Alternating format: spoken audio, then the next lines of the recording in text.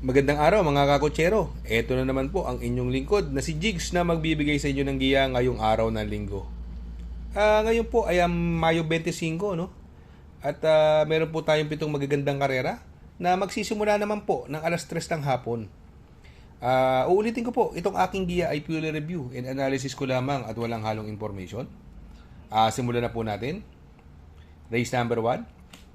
Dito po magsisimula ang winner take all.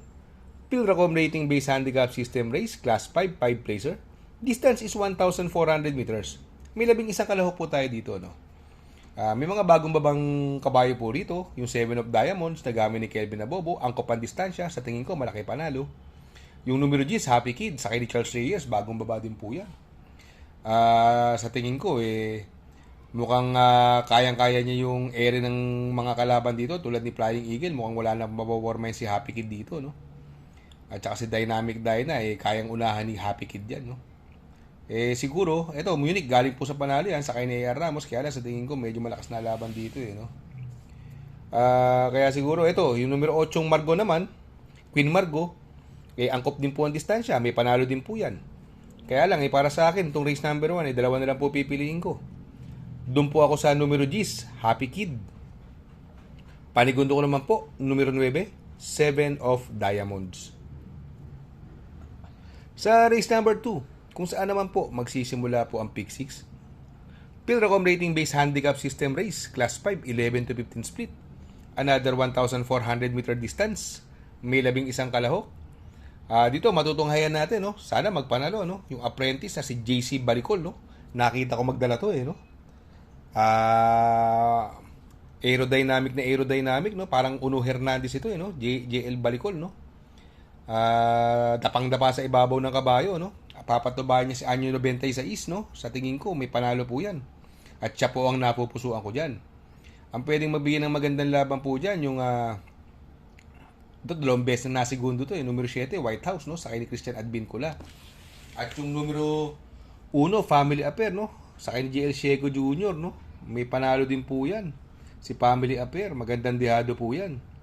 Ito naman Malibu Princess, nag-uumento, nagpanalo po nakaraan niya, kaya na 57 ng timbang, no? Medyo pas muna ako sa 57, di naman kalakihang kabayo ito.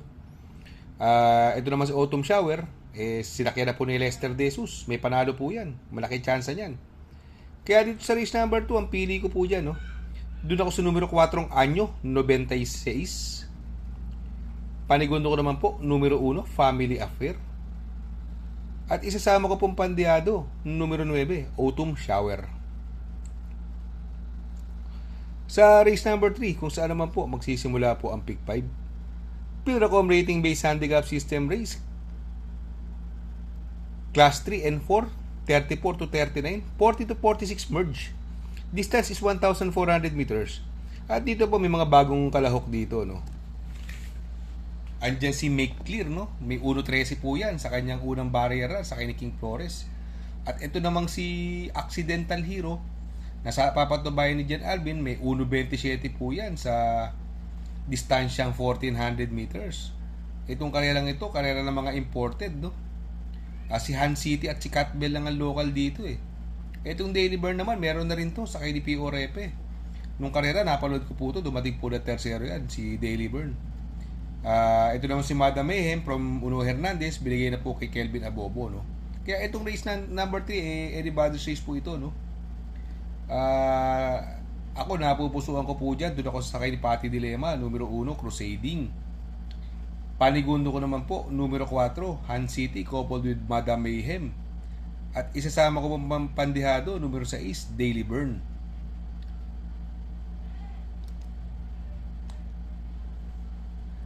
Sa race number 4, dito po magsisimula ang pick 4. Pilracom rating based handicap system race, class 4, 16 to 21 split. Distance is 1,400 meters. At may 12 kalahok at another anybody's race. Walang tulak kabigin. Ang hirap na karera itong race number 4 na to, no? Pero ako, para sa akin, nabubusuan ko yung pwedeng rumimate, no? Yung numero 1 Carmela Slab, sakay ni Kelvin Abobo. Maraming mabilis po dito. Andyan si Victorious Angel, Noble Touch. Take a Chance. Ito sa Take a Chance, halos abutin lang to, Si Upscale Bell. Puro mabibilis po yan, no? kaya napupusuan ko dyan, yung medyo makakasunod lang, numero 1, Carmela Slab, no? Ang panigundo ko po dyan, yung numero 6 na si Matika, sakay ni Jeffrey Bakaykay, yan po ang pwede naman mati dyan. At ito naman, binigay na kay Jeffrey Sarate, no? Bagong baba ng grupo, no? Yung numero 12, Just Me. Yan po ang napupusuan kong pandihado dyan. Ang ganda ng numero ngayon, mukhang hindi siya mahuhuli sa larga, no? Sa tingin ko, malaki panalo niyan. Kaya dito sa race number 4, pili ko po dyan. Doon ako sa numero 1, Carmela Slab. Panigundo ko naman po, numero 6, Matikas. At isasama ko po pandihado, numero 12, Just Me. Sa race number 5, Pinaka rating based handicap system race, class 5, 11 to 15 split. Distance is 1,400 meters. At dito po, may 11 kalahok. Dito po, no, ang napupusuan ko dito, yung lagi in the money, 2 beses na nasisigundo to, no? Binrek uli kay Pabs from Pati Dilema, gamit kasi ni Pabs Cabalejo to, numero 5, si Grand Laughter.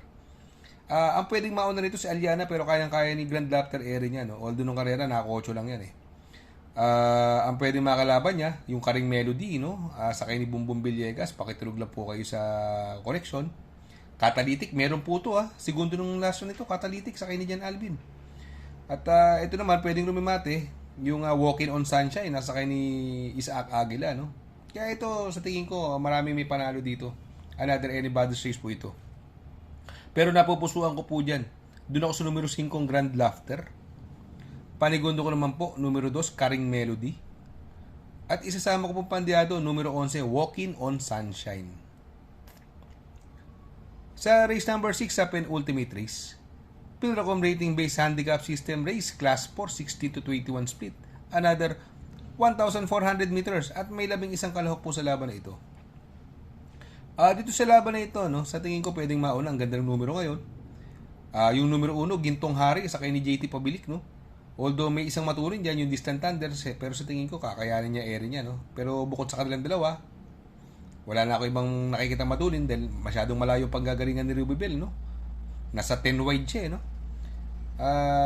Ang tingin ko pwedeng mabigay ng magandang laban sa kanya yung numero 4, Mang Nano. Ito sa tingin ko Malya Yamado yan, sa kay ni Jeffrey Bakaykay. At medyo napakabigat, 57 ng timbang. Ito naman pwede ko isama pandihado, numero 3, Sister Moon, sa kay ni Pati, no? Ito si Sister Moon, sa tingin ko nag-aantay lang to ng grupong maipapanalo niyang dihado, no? Kaya dito sa race number 6, pili ko po, numero 1, Gintong Hari. Panigundo ko naman po, numero 4, Mang Nano. At isasama ko po pandiyado, numero 3, Sister Moon. Sa race number 7, sa last and final race, Pilracom rating based handicap system race, class 4, 28 to 33. Distance is 1,400 meters, may 13 kalahok, anybody's race po. Pero ito may mga pwedeng mauna rito, yung gamer winner, no? Ito matapang mauna to, no? Bagamat sa tingin ko pwedeng malamado dyan ang horse to beat, numero 4, Hey Jojo, coupled with Deputy Mischief. Ito naman, yung Bride 3 nung karera, hindi masyado maganda tinakbo, pero ang ganda ng kanyang barriera na 1.12 media. Ito, Doña Leon siya, laging bitin, no? Isang segundo, isang tersero itong Doña Leon siya, no? At ito, yung mga locals dito, tingin ko, lumakas na laban sa laban na ito, no? Sa tingin ko, etong karera to, although everybody's race, ako ang napupusuan ko po dyan ay yung numero 4, Hey Jojo, coupled with Deputy Mischief. Panigundo ko naman po yung numero 6 na si Doña Leon siya, nasakay ni Jeffrey Bakaykay. At isasama ko pong pandiyado, ito baka maka-solo ere ito or maraming mabilis, although iba rin ang ere. Numero 7, si Gamer Winner, coupled with Club Habana.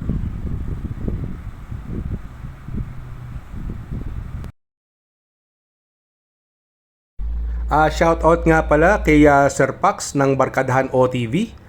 Located po siya sa 1139 New Antipolo Street, Corner Vargas. Malapit lang po sa Abad Santos, yung bagong ginawang tulay. Very convenient and attentive po ang mga tao. Pwede po kayong mag-EB at party while betting on racing. Baka magawi kayo dyan sa Herrera, Corner o Roqueta. Andyan po ang Pipay's Halo-Halo. Ang isa sa pinakamasarap na halo-halo at homemade lahat ng ingredients po dyan. Ultimo Ice Cream.